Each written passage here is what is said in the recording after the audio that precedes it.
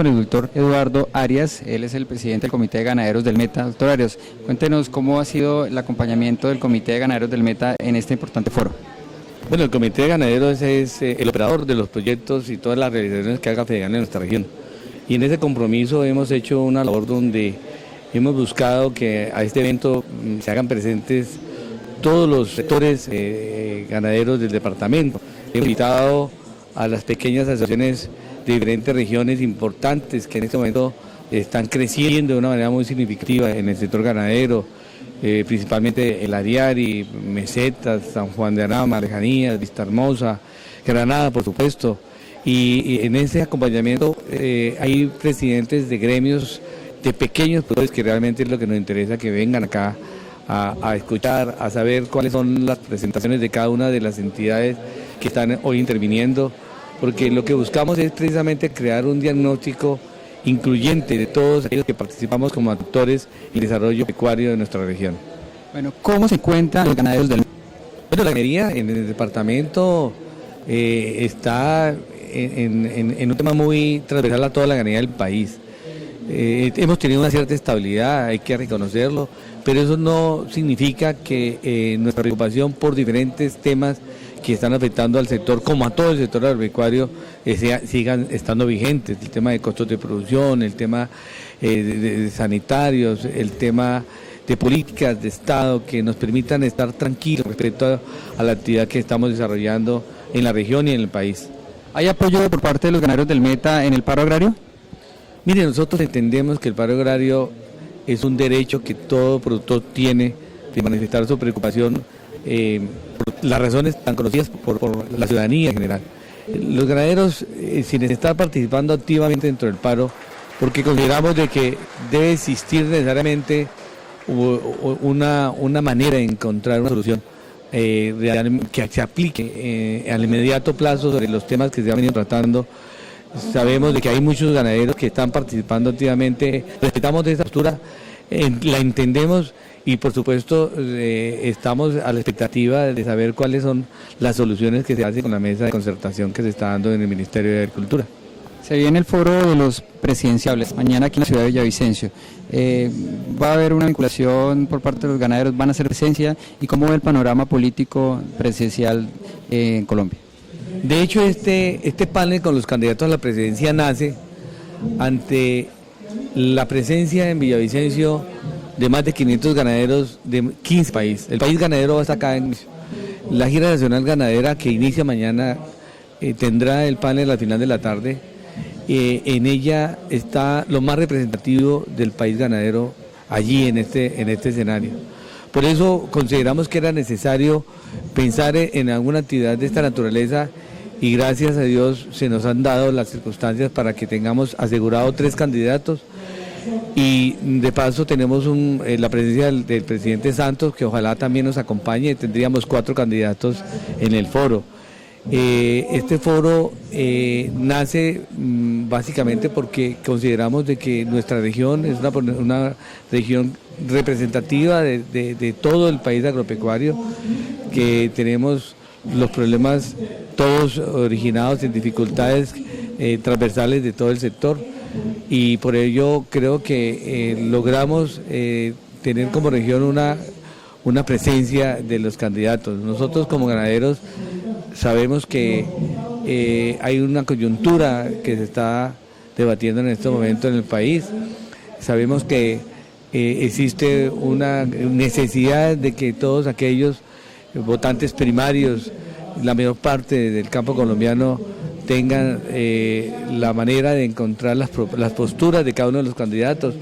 La mecánica nos va a permitir incluso hacer preguntas muy puntuales a los candidatos sobre los diferentes temas que cada uno tendrá un tiempo para expresarle al auditorio y de esa manera pues sentimos de que como región debemos sentirnos muy orgullosos de haber convocado un evento que difícilmente se logra y de nuestra región el país conozca cuál es el pensamiento de los candidatos que nos van a acompañar. Probablemente con una frase que voy a tratar de repetirla de manera reiterada a lo largo de esta exposición y que es muy ganadera: el que no llora mamaron. Los cafeteros lloraron y le entregaron $1 billón en el PIB, precisamente para compensar la muy baja cotización del café en los mercados internacionales. Pero como nosotros no lloramos, no mamamos, y este gobierno acostumbró al país a que para poder mamar hay que llorar. Desde el primer momento lloraron con la reforma educativa, mamaron. Lloraron los transportadores, mamaron. Etcétera, etcétera, etcétera. Los ganaderos, que debíamos tener más clara esa afirmación, no lloramos, por consiguiente no mamamos.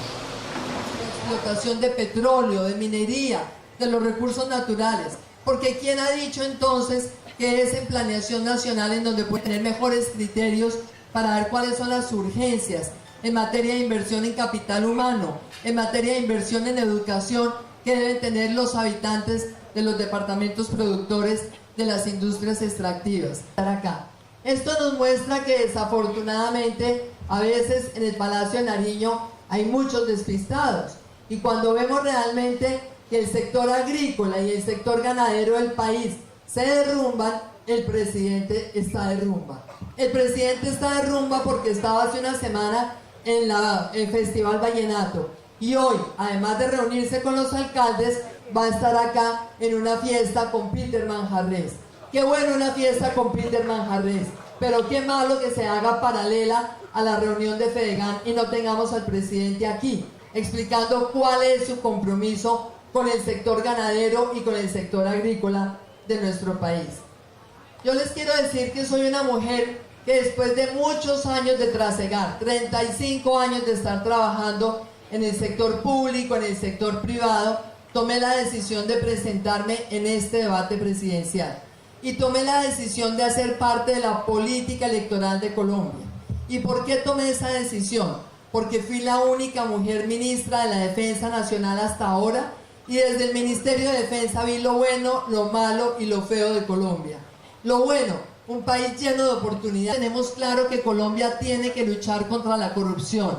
Es urgente la lucha contra la corrupción, y en nuestro programa esa es una prioridad.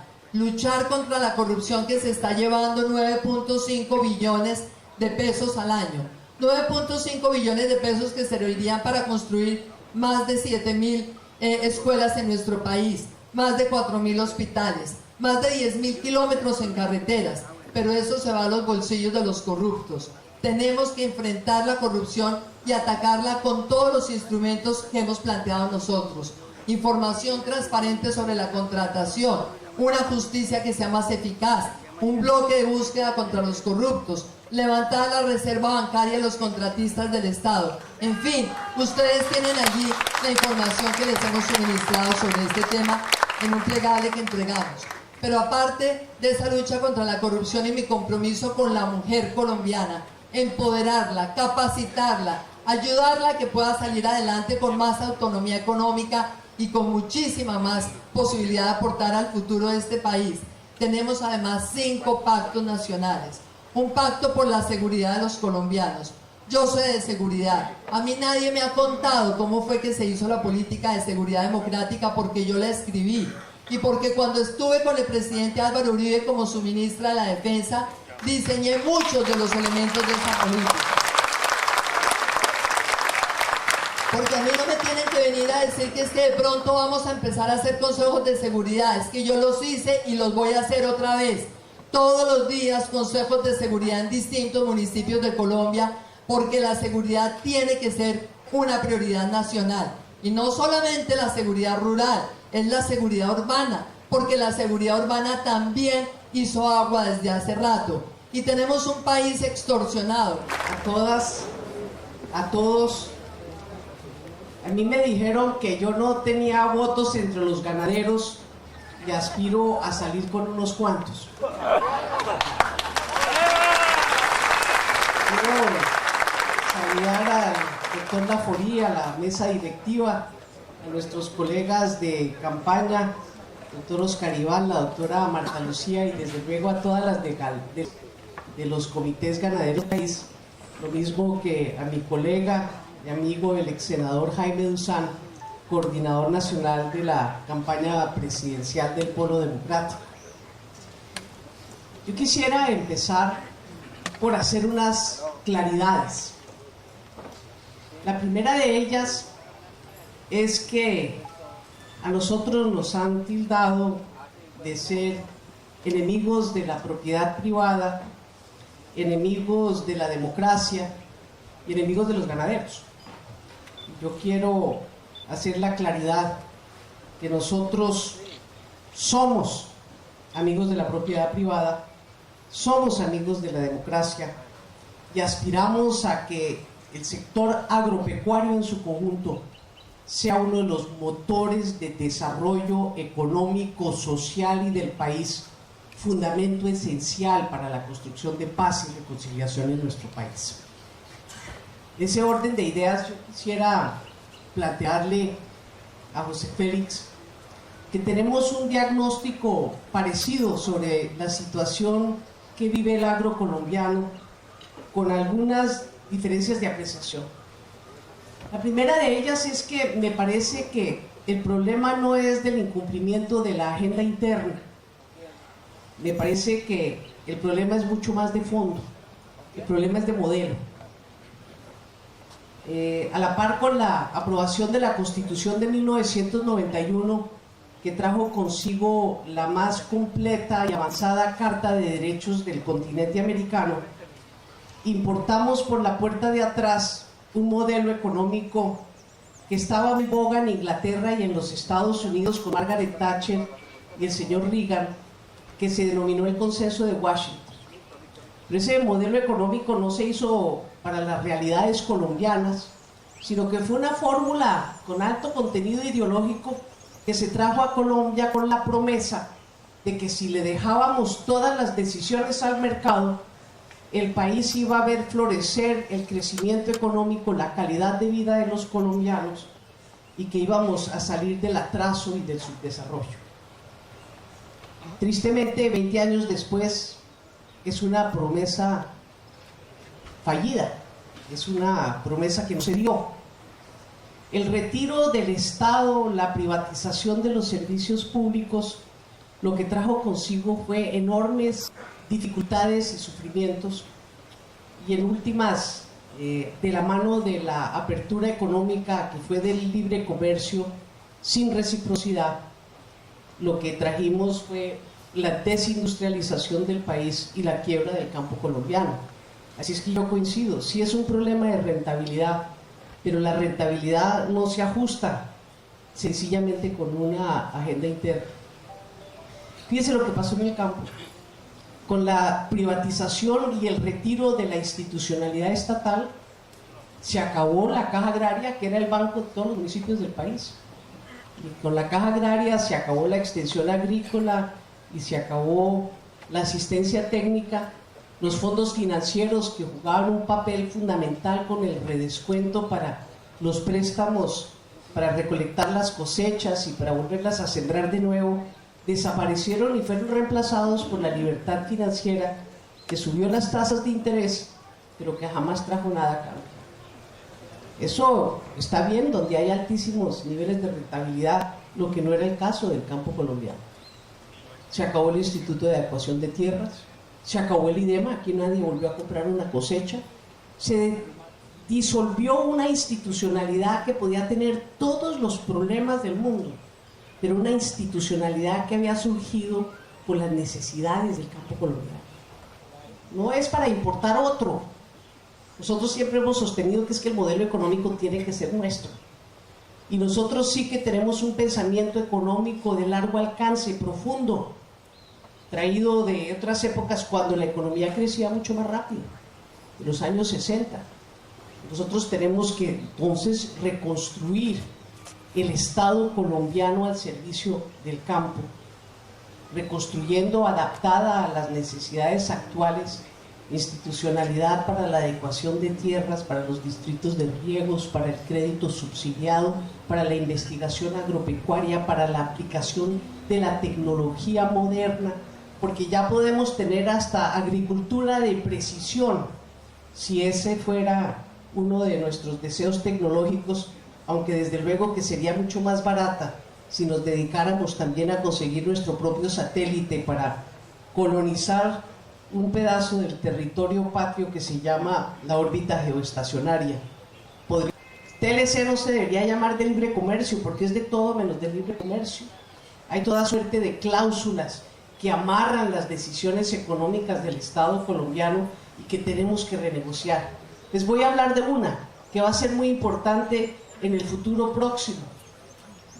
Ya lo ha mencionado el doctor José Félix en su carta al señor presidente de la SAC.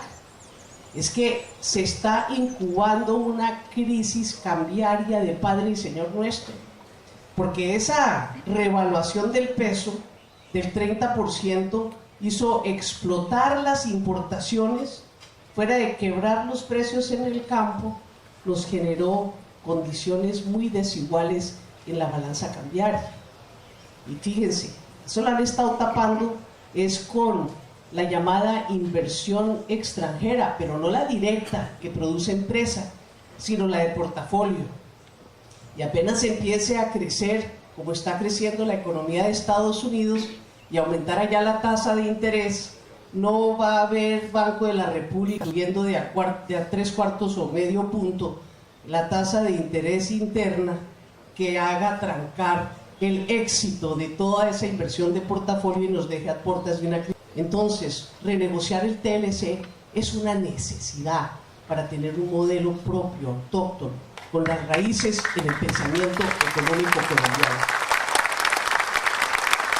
Quiero en los pocos minutos que me quedan de la negociación de paz de La Habana. La guerra no se hizo para eliminar o exterminar, al contrario. La guerra se hizo para obtener fines políticos. Resulta que los guerrilleros ya han demostrado claramente que no van a poderse tomar el poder por la fuerza, eso está claro. Pero el Estado no ha podido tampoco acabar con la guerrilla, ni con la amenaza de la guerra. Mire, con todo respeto, usted me disculpa, pero pues yo desde los 20 años he estado escuchando a cada ministro de defensa que llega. Me recuerdo que lo hizo el doctor Pardo y de ahí en adelante, no sé si lo hizo la doctora Marta Lucía, ella no me recuerdo, pero sí la hizo su sucesor, el doctor Santos y demás. En 6 meses vamos a tener a la guerrilla derrotada, y desafortunadamente ese no ha sido el caso.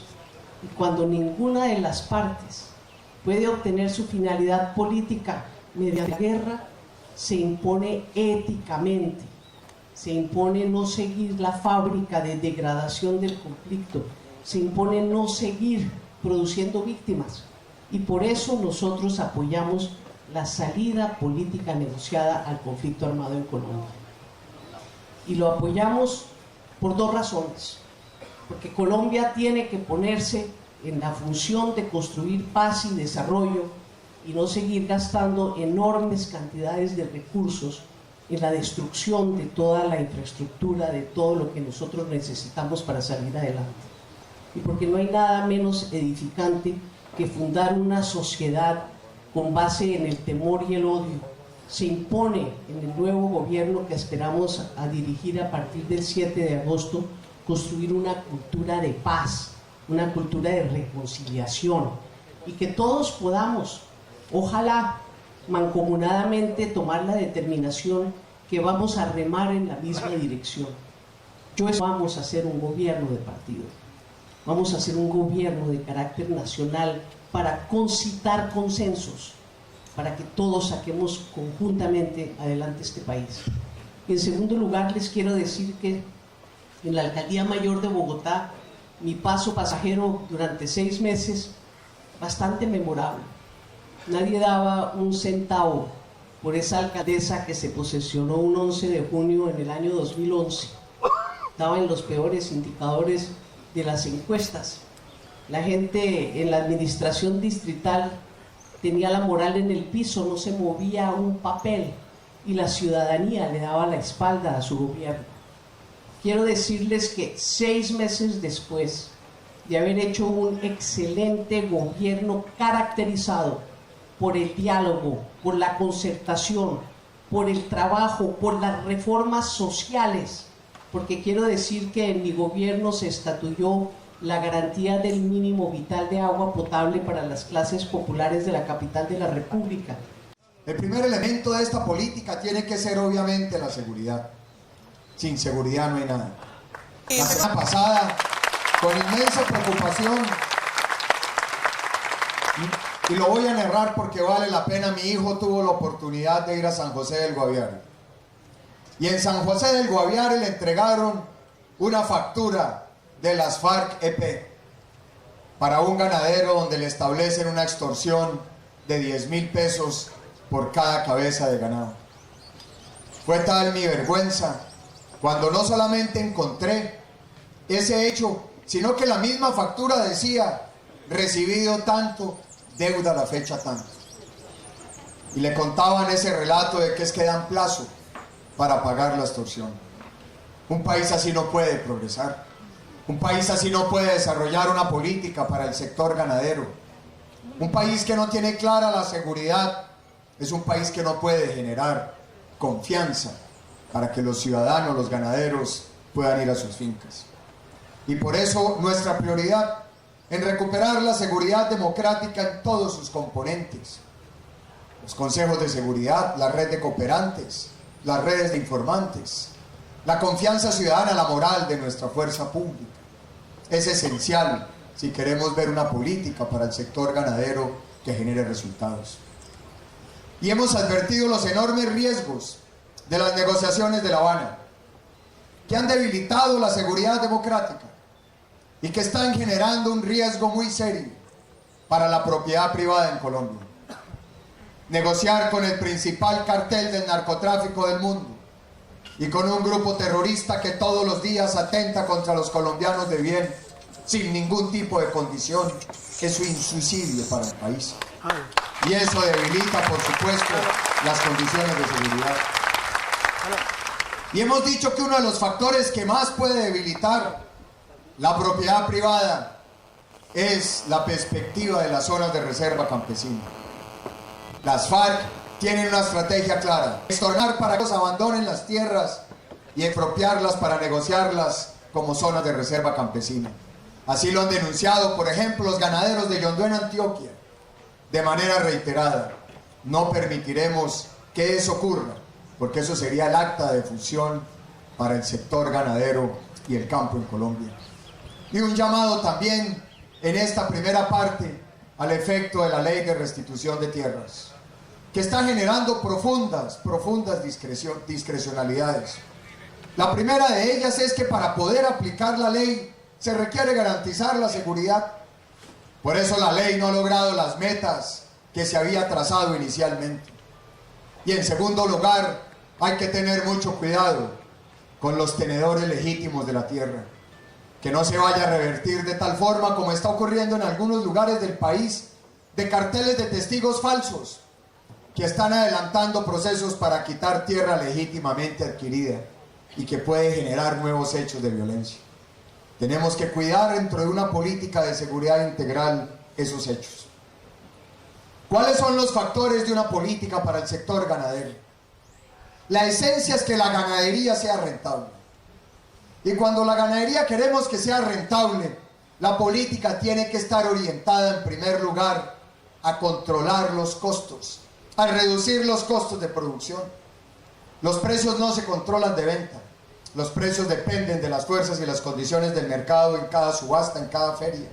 Pero sí es posible ajustar los costos para tener una ganadería más rentable, que aún en época de precios bajos permita, sin mayores dificultades, trasegar la actividad productiva. ¿Cuáles son los elementos para reducir los costos? En primer lugar, una política de crédito. Una política de crédito tiene dos componentes: la tasa de interés y el plazo.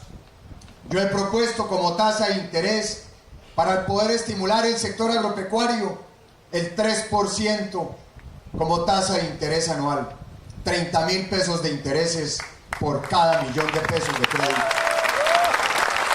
Y eso no es difícil lograrlo. Miren ustedes que la cartera del sistema agropecuario vale cerca de 7 billones de pesos. Subsidiar un punto de tasa de interés le cuesta al Estado 70.000 millones de pesos al año. El presupuesto del sector agropecuario este año vale 5 billones de pesos. Crédito barato es el primer camino para una competitividad del sector. Tenemos que avanzar en la estructura de los plazos. Si queremos un país que genere empleo y bienestar, no puede ser un país donde el crédito esté concentrado en el comercio, esté concentrado en los servicios financieros. Necesitamos que los grandes actores sean el sector agropecuario y la industria. Y tenemos que superar esos créditos de 3-5 años y desarrollar un mercado con créditos a 10 años que permita tecnificar una finca, tecnificar ganadero, pero con una dimensión del tiempo para que el ganadero y el productor tengan mejores elementos de juicio. Un segundo elemento en la estructura de costos son los insumos, la droga veterinaria, los fertilizantes. Allí se requiere una intervención del Estado en dos frentes. El primero de ello, crear economías de escala, por ejemplo, en la compra. El tema de los fertilizantes lo controlan 4 grandes países. Ahí se pueden hacer acuerdos con los gremios, las cooperativas, las asociaciones, para poder estimular compras con economías de escala que permitan mayores eficiencias y subsidios directos. Si la droga veterinaria vale más en Colombia que en Perú, no vamos a competir. Si cuesta más que en Europa, ¿cómo vamos a competir frente a TLC? Allí se requiere una decisión política en materia de insumos y en materia de drogas veterinarias. Tercer componente, el tema del costo de la energía. La actividad láctea es muy sensible al costo de la energía. 20 centavos de costo de kilovatio hora en promedio en Colombia no compara los estándares internacionales de un país como Perú de 7 centavos de dólar. Hay que hacer un esfuerzo para toda la economía, pero en particular para el sector agropecuario. Un cuarto elemento en la estructura de costos es la infraestructura. De nada sirven las dobles calzadas o las vías centrales si no se intervienen las vías veredales y las vías terciarias. Esa es la vía que le define el costo al ganadero, que le define el costo al agricultor. Se requiere una plena intervención en las vías terciarias y veredales, una inversión decidida.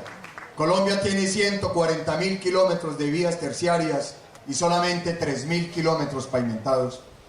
Y en materia de infraestructura hay que recurrir para zonas como el Llano y la Orinoquia a temas como el de la navegación fluvial, que es un factor esencial, cómo la podemos desarrollar más. Y algo que es vital para el sector agrícola, el ganadero del país, los distritos de riego. Una tarea lenta que va en el país y que no permite mejorar la productividad sustancial de nuestras actividades, cómo enfrentar el verano, cómo hacer un uso más eficiente del agua para alimentar nuestro ganado, cómo tener fincas incluso más pequeñas pero más eficientes. El tema de los distritos de riego, el tema del manejo del agua se vuelve determinante para tener un ciclo a lo largo del año en materia del sector agropecuario. Un quinto factor dentro de una política de costos es la institucionalidad del sector agropecuario. La institucionalidad del sector agropecuario es esencial.